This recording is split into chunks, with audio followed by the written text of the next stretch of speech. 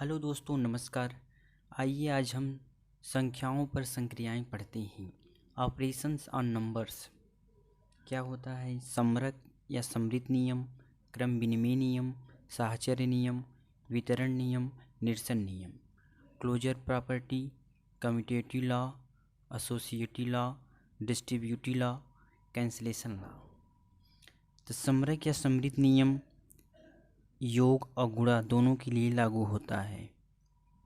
योग गुणा, जैसे यदि a और b दो पूर्णांक संख्याएं हैं। पूर्णांक संख्याएं क्या होती हैं? 0, 1, 2 डॉट डॉट, -1, -2 डॉट डॉट। तो समरक नियम कहता है कि यदि a और b दो पूर्णांक है तो इनका योग भी एक पूर्णांक होगा।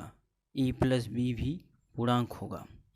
इसी तरीके से इसका गुणा भी करेंगे, a × b, ये भी पूर्णांक आएगा। जैसे एक एग्जाम्पल लेके देखते हैं। यदि 2, 3 एक पूर्णांक संख्या है तो इसका योग 2 + 3, 5 भी एक पूर्णांक संख्या है। इसी तरीके से 2 × 3 = 6।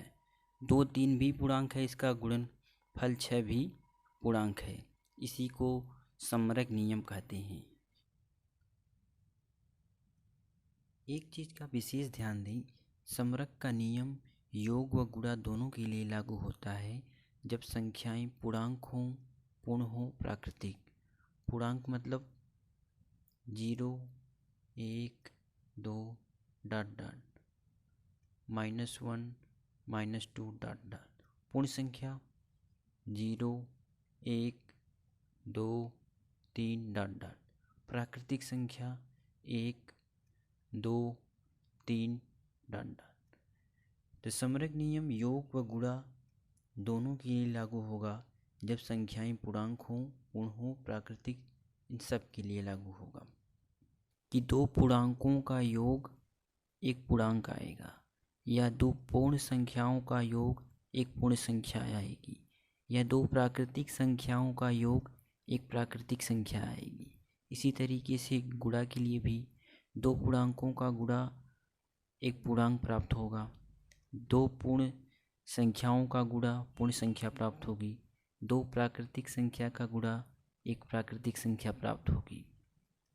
लेकिन जब हम बात करते हैं व्यकलन, समरक का नियम क्या व्यकलन के लिए लागू होगा? व्यकलन मतलब घटाना के लिए लागू होगा। तो व्यकलन का नियम घटाने के लिए तभी लागू होगा जब संख्या पूर्णांक हो। पूर्ण संख्या और प्राकृतिक संख्या के लिए समरक नियम व्यकलन के लिए लागू नहीं होता। एक प्रश्न देखते हैं, दो पूर्णांकों का योग गुणा या व्यकलन एक पूर्णांक होगा, ये कथन सत्य है कि ये सत्य है? तो दो पूर्णांकों का योग गुणा या व्यकलन पूर्णांक होगा, ये बात सत्य है। दो पूर्ण संख्या का व्यकलन पूर्ण संख्या होगी, तो व्यकलन के लिए तो ये लागू नहीं होता, व्यकलन के लिए केवल पूर्णांक में लागू होगा। तो ये कथन क्या है? गलत। जैसे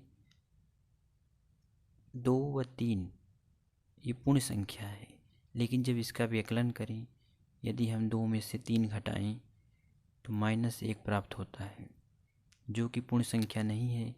इसलिए दो पूर्ण संख्या का व्यकलन पूर्ण संख्या होगी, ये कथन गलत है। अगला प्रश्न, दो पूर्ण संख्या का योग या गुणा पूर्ण संख्या होगी? जी हाँ, ये भी सही है। दो पूर्ण संख्या मान लीजिए 2, 3 है, तो इसका योग करेंगे 2 व 3 5, ये पूर्ण संख्या है।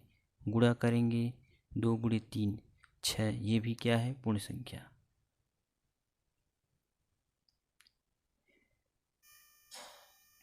इसी में हमसे एक तरह से और प्रश्न पूछ सकता है कि दो पूर्णांकों का योग या गुणा या व्यकलन पूर्णांक होगा, ये कौन सा नियम है? तो ये समरक नियम कहलाता है। या दो पूर्ण संख्याओं का योग या गुणा पूर्ण संख्या प्राप्त होगी, ये कौन सा नियम है? समरक नियम है। सीटेट में एक प्रश्न पूछा गया, किन्हीं दो पूर्ण संख्याओं का योग एक पूर्ण संख्या होता है।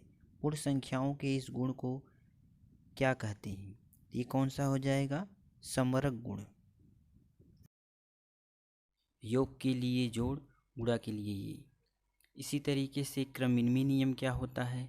ये भी योग के लिए लागू होता है और गुणा के लिए भी। यदि दो पूर्णांक ए बी हैं तो ए प्लस बी करें, चाहे बी प्लस ए।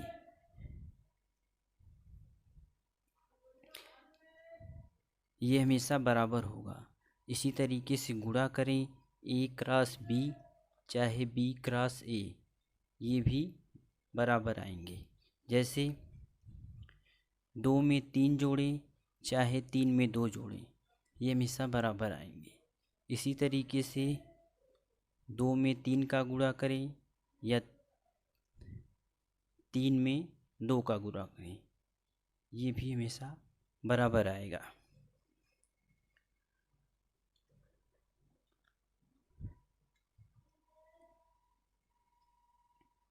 साहचर्य नियम क्या कहता है?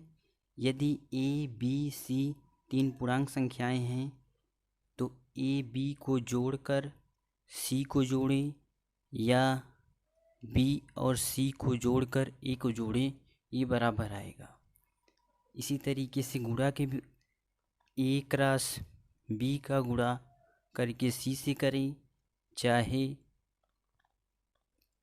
बी और सी का गुणा करके ए से गुणा करें, ये बराबर आएगा। ये साहचर्य नियम। वितरण नियम क्या है? यदि ए को बी प्लस सी के साथ गुणा किया जाए तो ए बी के साथ वितरित होगा और सी के साथ भी, यानी ए क्रॉस बी धन ए क्रॉस सी। निरसन नियम क्या है? यदि ए प्लस बी बराबर बी प्लस सी है तो बी बी से कैंसिल हो जाएगा, ए बराबर सी। इसी को निरसन नियम या कैंसिलेशन लॉ कहते हैं। आइए अगला देखते हैं, योगात्मक प्रतिलोम, एडिटिव इनवर्स, गुणात्मक प्रतिलोम, मल्टीप्लिकेटिव इनवर्स क्या होता है। योगात्मक प्रतिलोम मतलब ऐसी संख्या जिसे जोड़ने पर शून्य आए। गुणात्मक प्रतिलोम मतलब गुणा करने पर एक आए। जैसे ए अगर कोई संख्या है तो इसमें हम क्या जोड़ें कि इसका योग शून्य आ जाए, तो इसमें हम इसके विपरीत माइनस ए से जोड़ देंगे तो शून्य आएगा। जैसे 4 है, 4 का योगात्मक प्रतिलोम क्या होगा? इसमें क्या जोड़ें कि शून्य आए, तो -4 अगर हम जोड़ दें तो ये शून्य हो जाएगा। इसी तरीके से गुणात्मक प्रतिलोम, ऐसी कौन सी संख्या से हम गुणा करें कि उसका योग गुणा एक आए। जैसे ए है, ए में हम किस संख्या से गुणा करें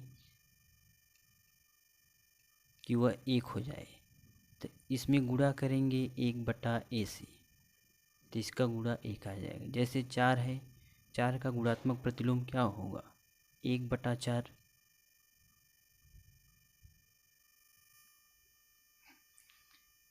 दो और चीज़ें देखते हैं, योगात्मक इकाई या गुणात्मक इकाई क्या होती है। Additive identity, multiplicative identity. योगात्मक इकाई मतलब ऐसी कौन सी संख्या हम जोड़ें कि उस संख्या के मान पर कोई परिवर्तन न हो। जैसे ए है, ए में हम क्या जोड़ें कि इसके मान में कोई परिवर्तन न हो, तो इसमें यदि हम 0 जोड़ें तो ये ए ही रहेगा, तो इसलिए कहेंगे कि 0 क्या है? योगात्मक इकाई। इसी तरीके से गुणात्मक इकाई क्या है कि इस संख्या में हम किससे गुणा करें कि इस संख्या के मान में कोई परिवर्तन न हो, तो अगर हम इसमें 1 से गुणा करें तो ये ए ही आएगा, तो इसलिए हम कहेंगे कि गुणात्मक इकाई क्या है? 1। योगात्मक इकाई 0, गुणात्मक इकाई 1। जैसे 4 है, तो 4 में हम क्या जोड़ेंगे कि 4 ही रहेगा? 0, तो 0 क्या हो गया? योगात्मक इकाई। गुणात्मक इकाई क्या है? किस संख्या के मान में किस संख्या से गुणा करें कि उसके मान में कोई परिवर्तन न हो, जैसे 4 है, 4 में यदि हम 1 से गुणा करेंगे तो 4 ही आएगा, इसलिए 1 क्या है? गुणात्मक इकाई, 0 योगात्मक इकाई। यदि वीडियो अच्छी लगी हो तो लाइक और सब्सक्राइब अवश्य करें। धन्यवाद।